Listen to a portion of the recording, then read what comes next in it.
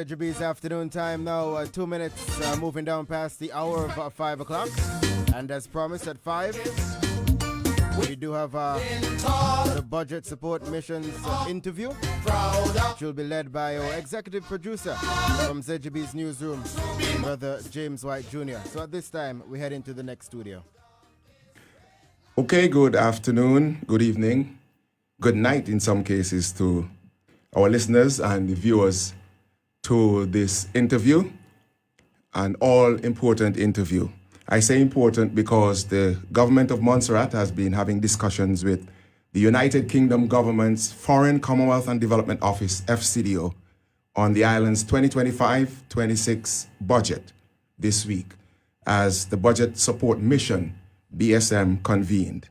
Now, the BSM, which was previously known as the Financial Aid Mission, allows for an agreement to be made on the budget allocation and for key discussions on the government of Montserrat's strategic plans and progress being made on priority areas. This afternoon, we have with us Governor, Her Excellency Sarah Tucker. We also have the Honourable Premier, Reuben Meade, with us. And of course, we have Mr. Adam Pile with us as well from the BSM. And as protocol will have it, we'll cross over to Her Excellency, Governor Sarah Tucker, at this time to start us off. Thank you Your very Excellency. much. Thank you, James. Good night, everybody listening. So this is my third budget support mission since I've been here as governor. And each time I think it's going to get easier. It doesn't, but it gets better. I just want to commend first the acting FS, Kenya Lee, and his team at Finance, who are actually responsible for pulling all of this together for the Minister of Finance, Premier, and working with the team at the FCDO. They've done a tremendous amount of work, as I know all public servants have, to pull all the information together. And it's really a discussion about the work that we have done here and the government has done here for Montserrat and what those aspirations are going forward and the evidence base in terms of how the funding that we receive from the UK is then spent here for ourselves in Montserrat. So it's always an interesting start. We're all very sort of nervous at the start. How is it going to go? But I think, we have a new government. We have different public servants leading different aspects. And it's been a really good session from my perspective and listening to some of the real positives that are happening and the plans that are in place. So I think it's been a good few days. It's been exhausting, I know, for everybody, and we've still got more meetings tomorrow. We haven't quite finished, but I think we've packed a lot in, and I hope that all the work that's been done here to support the government, Premier Meade and his team, by the public servants will allow Adam and his team to go back to the UK and make very positive cases in terms of how we've used the funding and how we will continue to use that funding going forward. So a big thank you to everybody and for Adam and his team for coming out and being so receptive to everything that we've done. And it's my Premier and I's first one together, and I think we've done well. They might have seen both of us rolling our eyes at times if we weren't quite sure of what was going on, but we've kept up and kept engaged, and it's been a really good week, I think, for us as the collective government working together. I've really enjoyed it and being part of that team. But I'll hand to the Premier, who'll give you his view on how things were this week. Yeah, thanks very much, Governor. I want to endorse the statements which you've made in relation to the congratulations to Kenya and his team, the acting financial secretary. I think he did an excellent job in terms of pulling this thing together, and all the members from the public service who participated in the mission. I need to clarify something because I think people are of the view that we are in negotiations with the BSM. We're not in negotiations. Discussions. We're basically putting forward our plans and programs. They then go back to the UK and negotiate on our behalf. Okay, so I just need to get that absolutely clear. Adam and his team have been exceptional. We did something for them this week, which I'm happy that we were able to do, is that we got them stranded in Antigua for one day. And that sort of gave them an indication of some of our access issues. So, Adam, you have been able to benefit from that. But it has been a very pleasant week. it's my first BSM, but I've been through this iteration for far too long. And this current mission was a very pleasant one. Some of the civil servants were of the view that, including some of the ministers, that they thought that it would have been more intense and more difficult. But because of the participation of Adam and his team, they made us feel so much more comfortable that we were able to make our presentations to them. And we will rely on them to go and make the negotiations in the UK on our behalf. I have to also thank Her Excellency the Governor. This is her final BSM with us. I know wherever she is going, we can call upon her. Absolutely. She'll be a telephone call away. Because she also brings to the table a lot, which quite a number of us from the outside would not recognize the importance of the work which she and her team does for the people of Montserrat. So, Governor, I want to thank you very much. Thank you, Premier. I appreciate that. For the tremendous amount of work which you have done behind the scenes. You know, of course, that when we were campaigning, we were not the best of friends. But coming into government and working with the governor, then you recognize the significance of the work which he has done and continues to do on our behalf. So that's my opening little spiel.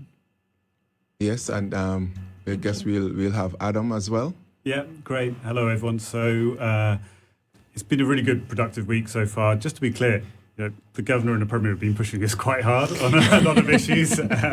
So it's not all plain sailing. And Premier said we got the real, authentic experience. We were stranded in Antigua. It's even better. Last time the Governor made me come by sea, and I went a nice shade of emerald green. For 2 days. For 2 days, yeah. But I'm lucky enough this is my 5th trip to Montserrat. And I love Montserrat. I love the people. I think it's a fantastic community, fully aware of all the challenges you face. But I think, sometimes we forget the good things in Montserrat. You see a lot of upheaval in the world at the moment, crime rates rising across the Caribbean. There's something very special about the very tight-knit, kind community you have here in Montserrat.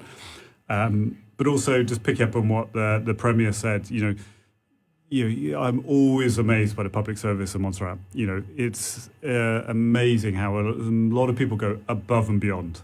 And you have a very small government dealing with some very big responsibilities. So really impressed. We've had some really good presentations.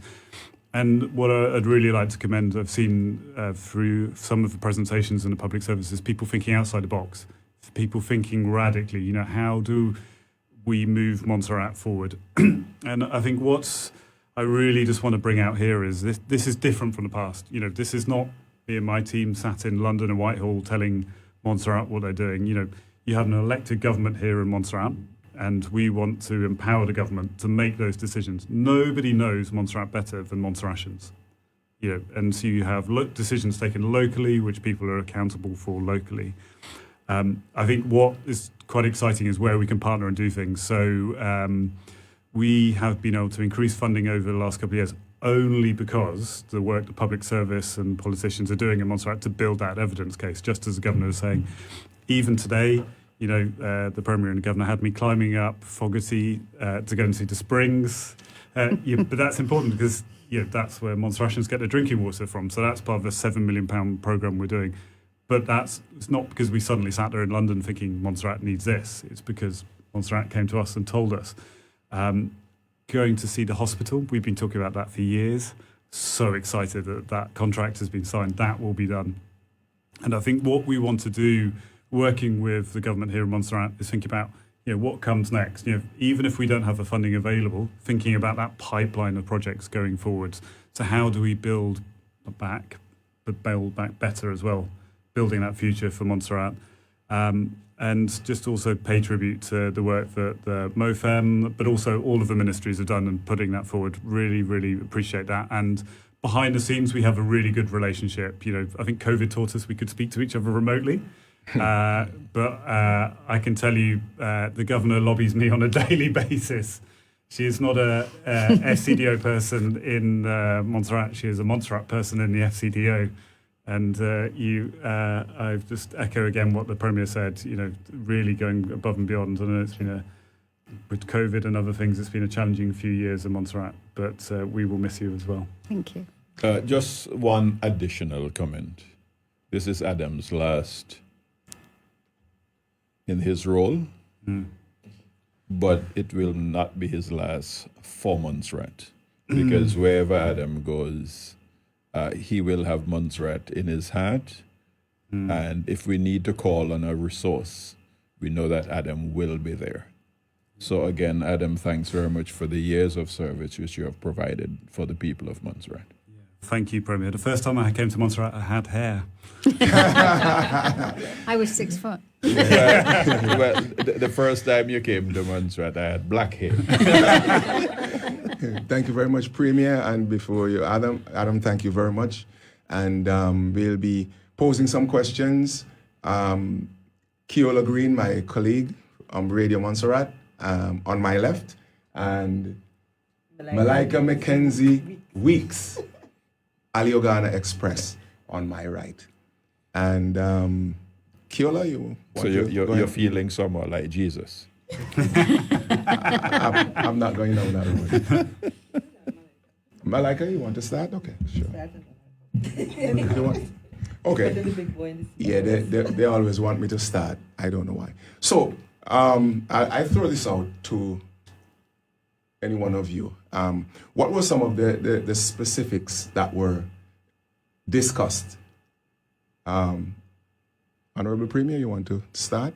No, I can't go into specifics, but we have put forward a program for the FCDO to consider. It covers a wide range of thematic areas, and we're hoping that within that wide range of thematic areas that we will be in a position to be able to get some assistance. So what are some of these, what is included in the thematic areas that you're talking about? Finance, agriculture, health, tourism, access, name it. Cuts across the entire operations of the public service. And you were able to get Adam to put these into this program that you spoke of? No, it's not a matter of getting them to do anything. What we're simply doing is providing submissions to them. But again, part of your submission has to be backed by data. If you don't have the data, then it's pointless making a submission. You need to know what the outcomes of your submissions ought to be. So it's not that you want something. It has to be on the basis of need. You see a problem, how can we ask them to help us to solve that problem? And having solved that problem, what can we do to ensure that it is going to augur well for the development of Montserrat? James, just to build on that. Yeah, okay. I was going to ask you to Yeah. follow up on it, Adam, because there was a specific question that I had to Just very quickly, yes. Nothing is static, but I think what we've been having discussions with the Premier about is what works well, what hasn't worked, and we have to be honest in a public service across the world. UK, Montserrat, we have to change with the times. Technologies are coming in, different ways of doing things, but also just you look at some sectors have worked really well. So we've seen improvements in the health and the excitement happening around a hospital, but that's what, the UK has provided the funding and the technical assistance. But what's been really exciting is the health teams here in Montserrat have really owned it. They've driven it. They've thought about how you have better primary care, how you use the data. That has worked really well in that relationship with UK Health Security Agency. And we've been working with the Premier and the Governor thinking, how do we recreate that in other areas? How do we recreate that in health, in education and policing, building on what works well.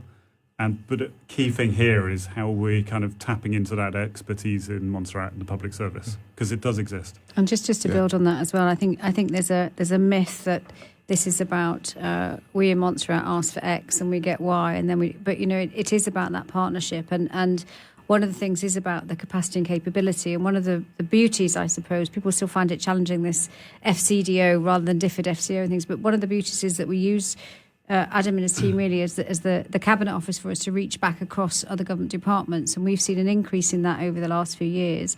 And one of the things that Premier and Ministers are talking about is where else can we tap into that, because often it's not just about funding, it's about capacity, it's about technology or technical assistance, and we've seen that in the water and sewage areas, and we're seeing that in health, and we're starting to do that in education, we do it in safeguarding. So how can we make sure that we bring expertise in to help, so that we can develop those skills here, so that we can deliver that ourselves? I think that's it's all about being self-sustainable, and how do we do that? And so it's not just about funding, it's about capability. And again, just to echo on the health side, where we've seen that really growing, is the relationships are built on how can we work together to find the solutions. And as Premier said, it's all about the data that says we've got a problem, how can we work together? And I think that's the beauty of the way I think this week has gone, is that the majority of people are working together in terms of, if we can do this bit, can you do that? And how do we find a solution? It's not a list of problems, it's a list of solutions, and then how do we reach them? So I think that's really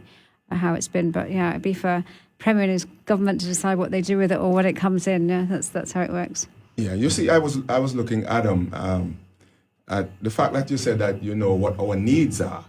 And we know that we have the port, for instance, the new hospital, the sewage that Your Excellency spoke of, and what is working well, and how can we build on that, getting the additional resources, not only finances. I just wanted to zero in on those things like that.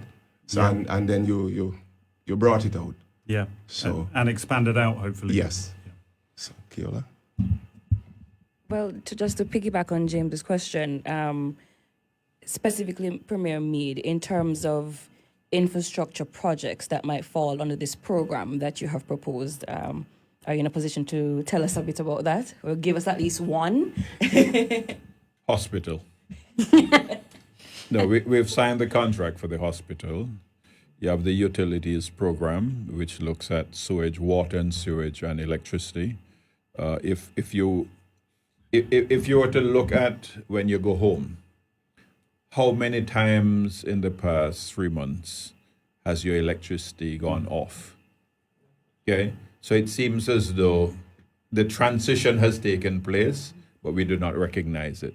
And that's because, again, of the support which has been provided by HMG. Winair will be coming in here and doing their test flights next week. It is again because of the support provided by HMG. For me as an economist, I look at efficiencies. How do we create efficiencies in our expenditure? And we have to, across all departments, look at operational efficiencies. How can we do things better? How can we involve the private sector in what we're doing in terms of developing the country? So one of the things which I would say is that we must not see Montserrat as an aid addict. Okay? Forgive me the phrase of aid addict. Yes, HMG is going to provide some support, but we also have to look at other avenues for developing the country. And we're getting the support from HMG. We were supposed to have had an investment mission in February. We had to push that back for a few months because things did not fall in place. So therefore, we may have it later on in the year. So it's a combination of all of those things which makes us a success. Okay, and so sticking on that topic, Premier, what additional steps do you think needs to be taken to, drive Montserrat towards a more economic independence? Also for you too as well, Adam. Attitudes is one. Very, very important. We have to adopt the attitude of being willing to change the way we do things. Too often we're stuck in, this is the way we're accustomed to doing it, and you're not willing to change. We have to change that mindset. The second element is we have to stop operating in silos. So not because education has a project that other ministries and departments are not participating. And they need also to understand what is happening within those departments. So, for example, if you look at the hospital project, it will require an across-government support to ensure that the hospital project is implemented successfully. We can't just leave it to health. We have to look at built, we have to look at Office of the Premier, we have to look at agriculture. All of those departments have to come together to ensure that this thing happens. And that's just a simple example of what we're looking at. On the private sector side, we then have to ensure that we do the right things to encourage and cause the private sector to be willing to make the investments to help the government to move things forward. And just on that, things like recently the FATF assessment that was done, and the Attorney General and the team there that have done that helps us as a country in terms of saying that we're a good place to invest and that you can actually bring your money here safely. And we've got our anti-money laundering and terrorist financing protections in place. That helps, things like that. And then I think on the trade mission side of things, Premier and I met with UK Export Finance when we're in the UK and making sure that we're supporting where we can here, but also asking the UK government to make sure that financing options are available and encouraging, UK investors here, because that's what the UK government can do, but also using the connectivity that we've all got across the region and across the world to make sure that's ready. And I think it's really interesting, and I just commend here. I think that lots of places where you've set something up to the trade mission, you would say, well, we've booked it for 3 weeks' time, we're going to go ahead, regardless of the fact that we're not in the right place for that. But actually, with Premier, we've agreed we step back and we get everything ready, and that's a much more mature way of looking at things and progressing in the steps, so that when you do go out to the trade, you're ready. And so, and so we've managed to get UK funding rediverted to support the Premier and his team on the work they want to do there. So it's that partnership approach and really looking at how can we get ourselves in the right place, and then we'll continue to nag Adam and his team to make sure that we access the funding that's available for investors, because it's not easy to get investment this day and age. So we need to also help that side as much as we can. And UK Export Finance are there to help British investors, but the other way too. So lots of development, I think, on that side. Yeah, and I for me, it's balancing ambition and getting the basics right. We should be ambitious for Montserrat, but I think it's getting the fundamentals right. We've been talking about energy, so the UK government has been able to, over the last couple of years, buy 2 new generators, but we're working with the government of Montserrat thinking about what the next phase is coming after that. Montserratians deserve clean drinking water. So, and to know that the environment's being looked after with the sewage farms and stuff. So, getting that right. So, getting the fundamentals right, not only because they're good basic public services, but that, building on the Premier's point, that builds the environment in which you can do economic growth. You have to get that right before that happens. And just to wrap on this, you also need to have the management in place, and not just the project management, but management all the way up to the executive. So patience is probably another thing that we need to learn, to do it in stages, but increment, but make sure that we're recognising that we're making that progress, because often we shoot for the big project at the end without recognising all the good work. So on the hospital project, Margaretson is done, and project managers in place, and lots of things there. So it is steps towards the end goal, and we often forget that we're actually on a journey. So I think perhaps patience I don't have much at all, as Adam knows. I'm always nagging him, but perhaps we can all learn a bit of that. Long-term plans. Are there any long-term plans for gradually reducing aid reliance for Montserrat? Because we're talking about a lot of what we're going to do coming up next. But then we are reliant on our aid, so. I would like to look at what we had previously, where we had a 2020 vision, which should have and that was 2010 to 2020, where had things continued along that path, we should have been able to shake HMG's hands and say, thank you very much. We do not need any more recurrent support from you. We can manage on our own. Things have changed, and therefore we're looking at the next 10 years to be in a position to say the same thing to them. Thank you very much. We can manage on our own. And this will come with the private sector development program, getting ourselves able to wash our own face. Yeah, as we say in the economic terms, you wash your own face. This gives you the opportunity to do things for yourself, because you start getting non-tax revenue. And once you start getting non-tax revenue, it makes it a lot easier on the population. That also leads to another factor, which is the growth of the population. You create it, the population will come. And once you can create that wealth, then lots of things will fall into place. Yeah, I agree with that. And, we've spoken about the hospital and the work to improve healthcare. Like, lots of Montserratians say that they have concerns about education. You can see many people say that in different bits of the UK as well, but it's like making it Montserrat a place that people can see that they can build a family and stay, or that their children would like to come back to. So, and there are so many good things here. There are good people in the public sector who are working really hard. It's creating an environment where they can excel. The other one which we need to look at, and I'll just mention it very quickly. Currently, we're sending patients all the way to Trinidad.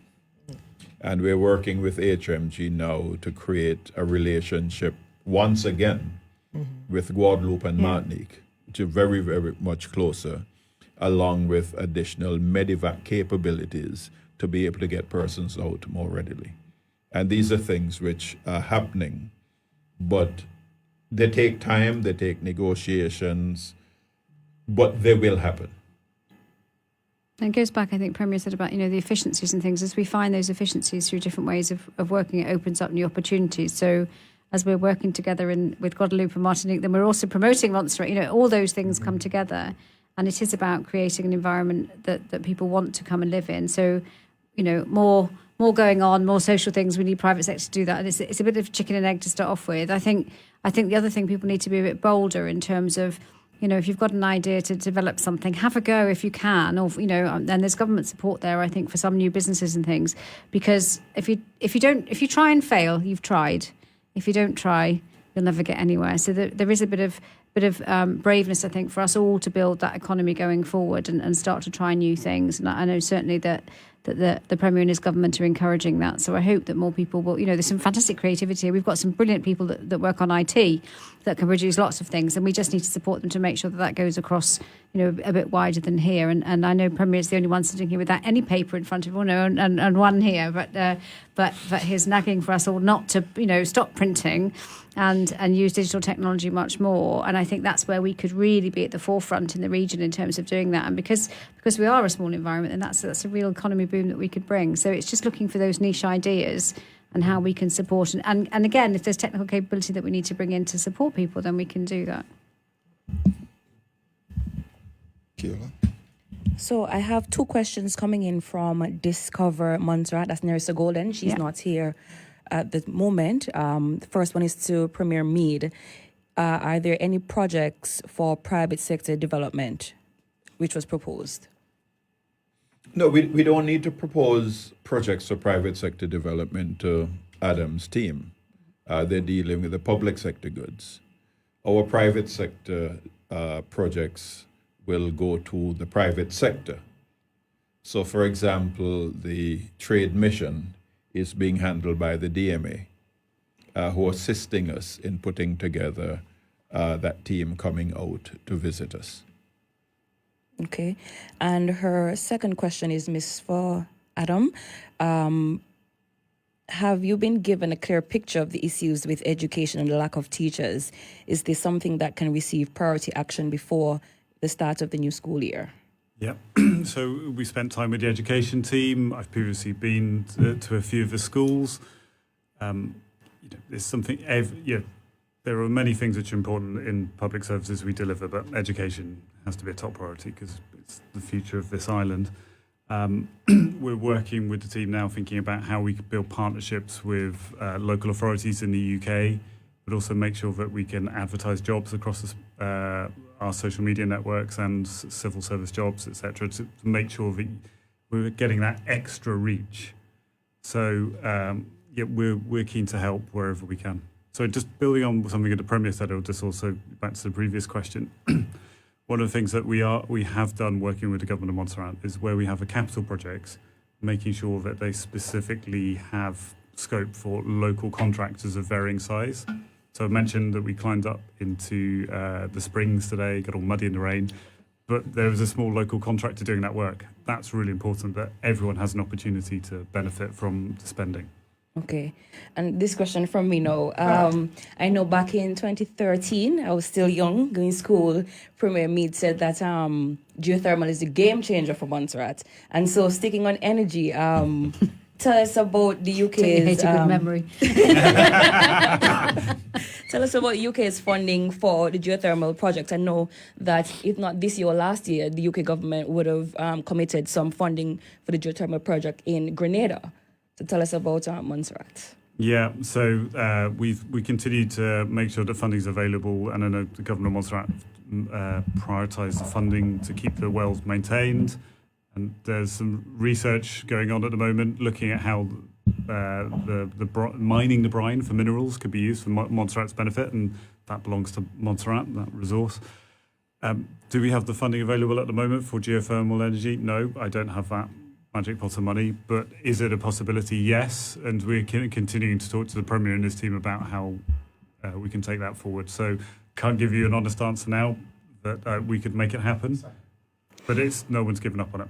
Okay, and it was stated that Montserrat has graduated from overseas development aid. Yeah. What exactly does that mean, and how does it impact the level of financial support we get from the UK? Yeah, so ministers in the UK have been very clear that whilst Montserrat is graduating from eligibility to receive official development aid, that doesn't mean we're going to let Montserrat fall off a funding cliff. You have a commitment from our ministers in the UK, and you've got a new government in the UK who are very excited about working with Montserrat and the other overseas territories, but they've been very clear that we will continue the funding for Montserrat. So in all honesty, it's an accounting problem for me and my team in government, but we are working really hard. And I have a Montserrat team who works specifically on Montserrat. They're here with me, Mark, Shelby and Hugh, and there's others back at home. But I can tell you that they are constantly talking to their colleagues in the Government of Montserrat every day, and they're building up those good relationships, knowing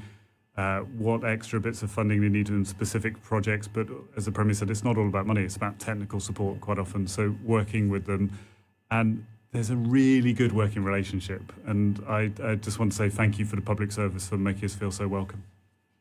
Just on the order, we haven't yet graduated. We will graduate next year, so we haven't yet. So we're still getting official overseas aid at the moment, but that will change. And as Adam said, that's an accounting issue. So it's Treasury funding as opposed to anything else. But we'll leave him to deal with that. No pressure. Please. But you're saying additional to that, and I think I need to reiterate this.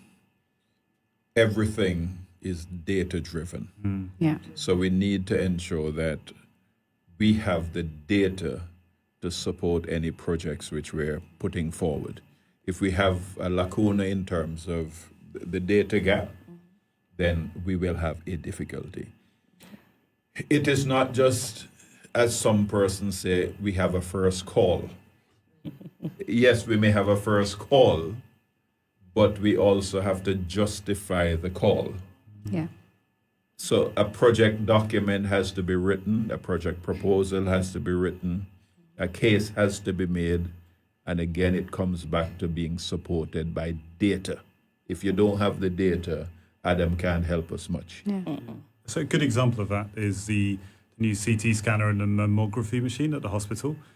There was a case put forward by the team, which was not only is it easier to have these scans on island, but it's better public health. You can do scans to do preventative healthcare, but also you're saving money and not sending people abroad. Maybe we'll get health tourism to Montserrat. People coming to use these scanners and create training opportunities. But it's that, as the Premier says, that case was built up. The evidence base was there, so that really helped us to go and get the funding. Okay, and since we're short on time, I'll have to pick my most important questions. So the final one coming from me, given that you now have a first-hand experience of our access woes, how easy or how difficult do you see it going back to make a case for improvements to our access? So I go back to what we said before, Montserrat and all small island communities around, we have to think radically. We can't just keep doing the same things. We're really supportive of the trial going on with the Twin Otters and with Winair. So let's see how that goes. But I think let's think about what operators are out there, what the options are, what are the links, where else Montserrat could link up with, and we're supportive to helping the government on that. Okay, this question specifically is for Premier Meade. And you mentioned about thematic areas going into this program that you're giving to Adam to take back to negotiate on your behalf. I'm thinking about the Sustainable Development Plan and what part does it play in those thematic areas going forward. The Sustainable Development Plan is not yet completed, but we're reworking what we have, and that will play a major part next year. Okay, we need to recognize a couple of things. We're 3 months old as a government. We had Christmas, we had JMC, we had Baku, all coming together. So we have been out of country and we've been doing other things and trying to get our feet under the table. But by next year, we'll be in a much better position to put forward that program. In the meantime, government is continuous, and we're building on what we met and improving on some of those things. Mm-hmm. So, yes, the thematics are coming out, but we are working in the best interest of ensuring that we get the best for the people of this country. Malaika? Yes, my final question. Special needs. I think it's a big problem on the island. And yes, we are talking budget, but you also talk about intervention. I know the UK has a robust plan in how they deal with special needs. What are some of the plans that you see happening for us here on Montserrat in terms of that? Yeah, I mean, so we're spending a lot of time with the relevant ministers on this. It's a really hard one because it's special needs. It's about education. It's not just about funding it. It's also about a cultural change, and it's about how we. Yeah, I think I look back when I went to school and how I was treated at school, how my daughters are now treated. It's night and day, and how we create that and better teaching. I think we need to bring out the very best, and the teaching staff are working really hard, but make sure that they're equipped. They got the right training. We've been working up to buddy up social services, but also hopefully on education with our counterparts in the UK with Suffolk County Council. And I think sometimes we, the UK government, shouldn't really get in the way of that. What actually works really well, say with the social services, when they buddy up with their practitioner counterparts in Suffolk. They can talk to someone who knows how to deal with a case, who can give advice. For me, that's quite exciting because it's not just also a one-way relationship. It's also people in sort of rural communities can learn from Montserrat's experience, how they do things. So building those partnerships across a wide range, but particularly in special educational needs, I'd really like that. But I'll just add one other element. Most of us think of the UK as London, Birmingham, the major cities. Yeah. We do not recognize that there are outlying communities that are larger than Montserrat. When there's a medical intervention, they need to move them from wherever that outlying community is to where the specialist medical attention is provided, which sometimes is longer than it takes for us to move someone from Montserrat to, say, Guadeloupe or Martinique. The other one is in relation to special needs. They have the same challenges in their rural communities. We tend to look at the cities, but we do not look at what's happening in their rural communities as well. We're hoping to learn a lot from how the UK handles some of these special needs. We also have persons, Montserratians, who are skilled, qualified, and capable of assisting us. And we do have persons who are saying, we are willing to come and help you during the summer period or during vacation period, where we'll put on special clinics. The same thing as it relates to the visiting medical specialists, where we're hoping to revamp that program and get it up to speed so that we will have medical interventions on a regular basis, covering the whole spectrum of the medical issues. And I think, with special needs, it's not just in education, it's actually throughout somebody's life. So from, helping parents when they've got newborns, and how do we get them assessed, and how do we then help on that journey? So there's a whole raft of work that's going on there in terms of, say, with Suffolk, but also with general education, and then with some NGOs, and we need to try and get more NGOs to come and work here. I think the other thing, the Minister of Education is going to the Education Forum in the UK in May, which is where, work with the Education Ministry in the UK, but also then has meetings being set up for her around all of the aspects of education. So that will also enable her to access at a ministerial level and some of her officials at official level different aspects of that and tap into it. And then again, it's what expertise can we bring in. So we've got some support from the UK of funding 3 different posts for us, one in police, one in education, and one in social services on sort of safeguarding, which is also part of that when you've got a high propensity of send environment. So we need to make sure they're in place, and we can perhaps see if we can do the same to get more specialists in to work with ours here. And we have, as Premier says, we've got some fantastically well qualified people here that can already do a lot of that work. We just need to put the framework in place for them to be able to deliver. So certainly that's this government's ask of the DG and I to make sure we get that in place for them. So we will work really quickly with the Minister and Premier to make sure that's done. And just turning out his head side, just to plea actually to the community here, just to challenge ourselves about how we think about this issue. So, me personally, I grew up, I'm dyslexic. I was ashamed of it, and I was angry with myself. I couldn't do certain things. It's taken me a long time to cope with that and realise actually I'm good at some things, bad at other things. But I think as a community, you need to come together and think about how we treat each other, how we recognise people have different strengths and skills, and how we support each other. So I think there needs to be a community conversation on this. Yes. Two elements, and I'm happy you introduced that. We must never be afraid to acknowledge that our children need help. We recognize that there is a problem, but sometimes we try to hide it because we don't want the community to feel our child is different. And the other one is child safeguarding, where we're making a special plea that in Montserrat we're taking child safeguarding very seriously. And that there's a zero tolerance, basically, in terms of some of the things that happen to our children. So I just want to put that out there. Final one is one in terms of health, where we must never forget that we are responsible for our own health. There are persons in our community who get medication for various ailments.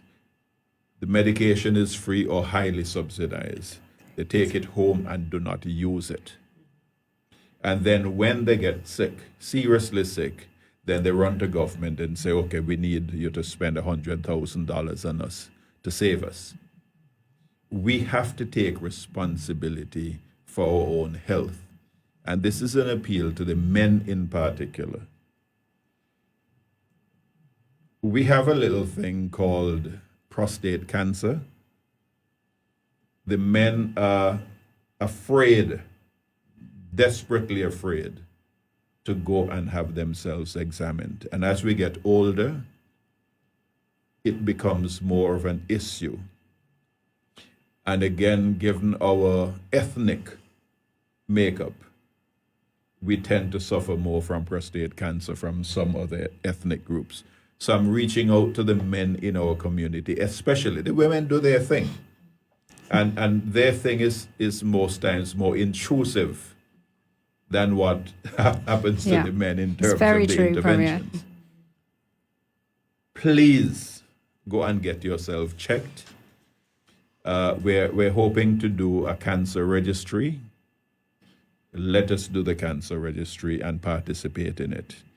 When you realize that, look, your head is hurting you a little more than it should be, check yourself and determine whether or not, well, I did not take my blood pressure medication, or I might be drinking a little too much with the blood pressure medication.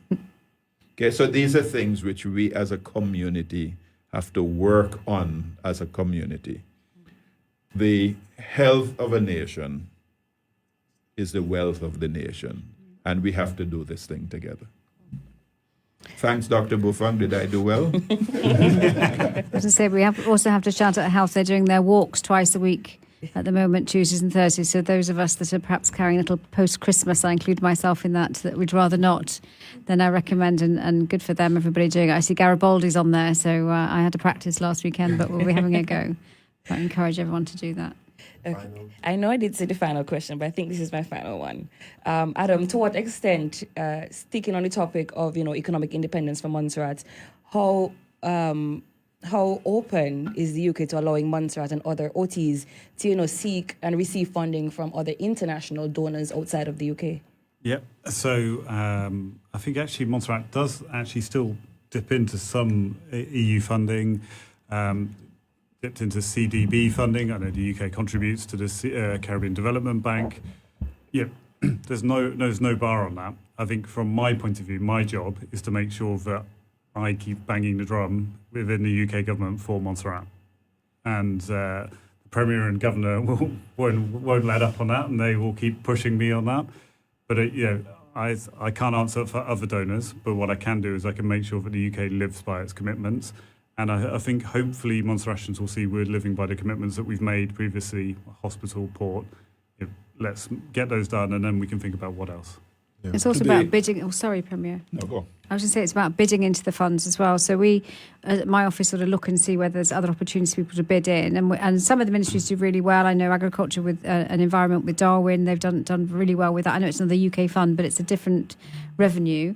And we've had funding for the Trade Mission and Magna Carta for the legal profession. And there's funds there from the Canadians, the Americans that you can. But people have to, it goes back to Premier's point, you've got to put the data in. You've got to actually write the business case. So, we are going to look at trying to upskill people to be able to do that. It's a very special skill to be able to write the business cases to get them in. And there's some people on this island do it really well, and others perhaps less so. So how we can help with that, but where they are, and I guess one of the benefits of graduating from Odin means we can bid into other funds more broadly. So where it's more challenging for Adam and his accounting problem, but it gives us more opportunity to go and do that. So we certainly flag on our Facebook page anything we see where we think people can do that, and NGOs too. So there's things there for non-government departments that can bid into, and I would encourage them to keep doing that. Yeah, or partner with the government department and get the funding together, things like that. But because we are full members of both CARICOM and OECS, there are funding possibilities which also come through both CARICOM and OECS, which Montserrat qualifies for. So, for example, there are 3 shade houses which will be provided to Montserrat coming out of a CARICOM initiative. Okay, so that's just one. But there are several others that we will be using our regional connections to also access the funds. I don't know what's happening with USAID, so I'm not going to touch it.